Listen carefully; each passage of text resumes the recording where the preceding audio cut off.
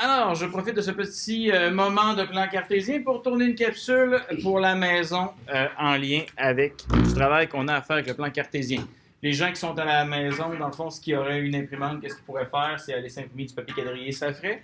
Sauf que si normalement tu es à la maison, ça veut dire que tu as récupéré tes effets scolaires, tu as récupéré ton matériel, et ça voudrait dire que tu as du papier quadrillé dans ta maison quelque part, ton appartement.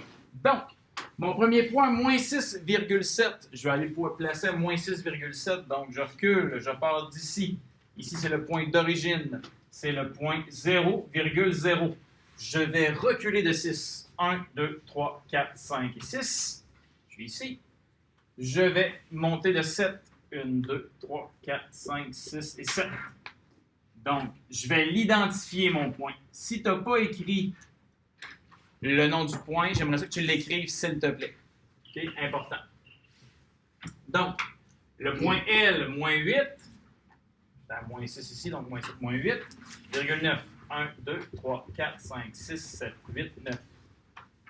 Mon point L va être là.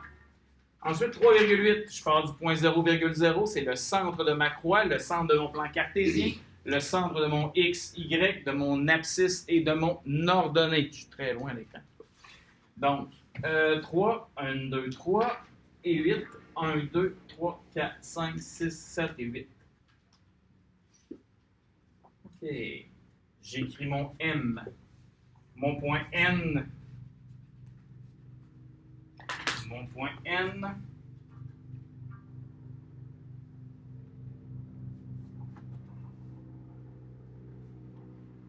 Va être à 5,6. 1, 2, 3, 4.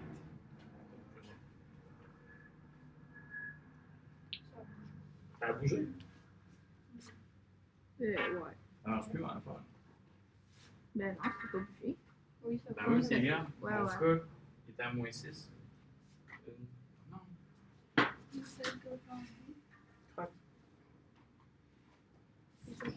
T'es gelé.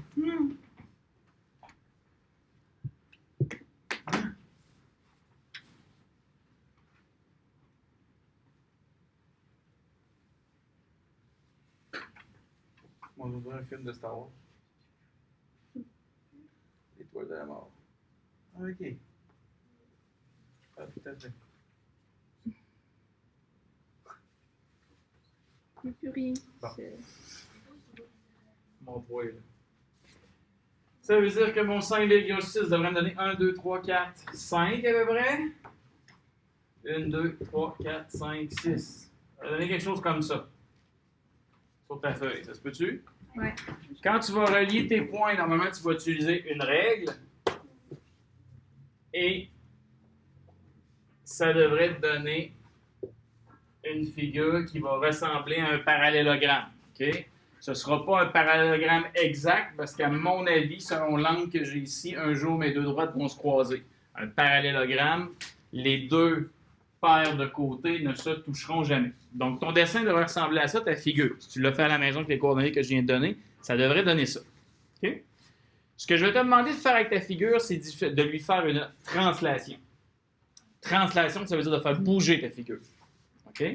Donc, une translation. Ça veut dire que tu vas faire bouger ta figure, une translation, OK, de 2 sur l'axe des X et de moins 3 sur l'axe des Y. Qu'est-ce que ça veut dire? Ça veut dire que tu commences par le point L, que tu vas bouger de 2 positions. 1, 2. Ensuite, tu vas le descendre de 3. Donc, 1, 2, 3. Et tu vas l'appeler L', comme un apostrophe. OK? C'est comme un clone.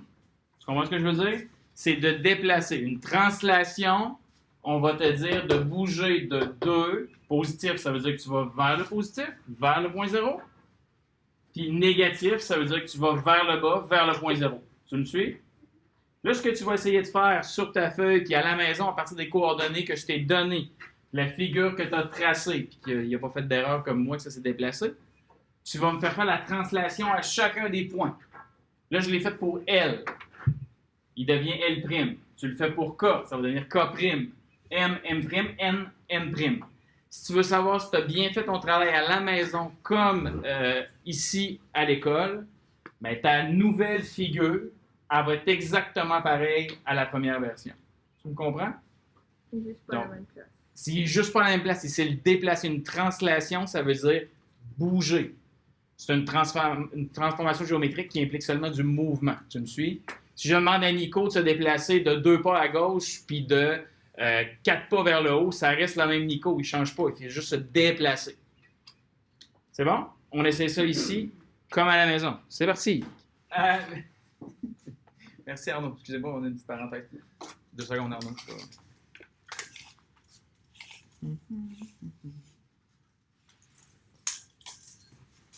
On est correct.